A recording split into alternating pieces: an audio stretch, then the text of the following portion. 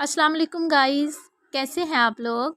अगर आप मेरे चैनल पर नए हैं तो सब्सक्राइब करना मत भूलिएगा ताकि आपको मेरी आने वाली हर नई वीडियो इजीली मिलती रहे। आज मैं आपसे डिस्कस करूंगी कि घर पर आप होटलों से बेहतर रायता कैसे बना सकते हैं और वो कौन सी चीज़ें होती हैं जिनको रायते में डालने के बाद उसका फ्लेवर ज़बरदस्त हो जाता है। रायता एक ऐसी चीज़ होता है जिसको आप जिस भी डिश के साथ यूज़ करेंगे वो उसके टेस्ट को बहुत ज़्यादा बढ़ा देगा। तो चले हम रेसिपी को स्टार्ट करते हैं। सबसे पहले हम लेंगे धनिया और सब्ज़ मिर्च और उसकी चटनी बना लेंगे।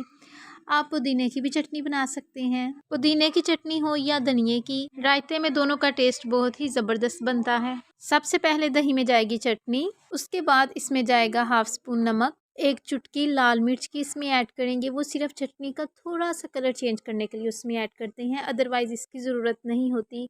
ये ऑप्शनल है, अगर आपने डालनी है तो ठीक है, नहीं तो इसको रहने दें। जो चीज़ रायते के टेस्ट को इंक्रीज़ करती है वो होती है पिसी हुई काली मिर्च, वो इसमें जाएगी हाफ स्पून। रायते को एक अलग और ज़बरदस्त फ्लेवर देने के लिए उसमें जाएगा हाफ स्पून ज़ीरा और फिर सब चीज़ों को अच्छे से मिक्स कर लेंगे।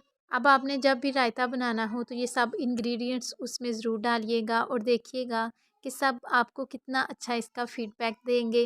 रायता अच्छे से मिक्स हो गया है, अब इसके ऊपर धनिये के साथ गार्निशिंग कर लेंगे जो कि टेस्ट के साथ साथ इसकी ब्यूटी को भी बढ़ा देगा।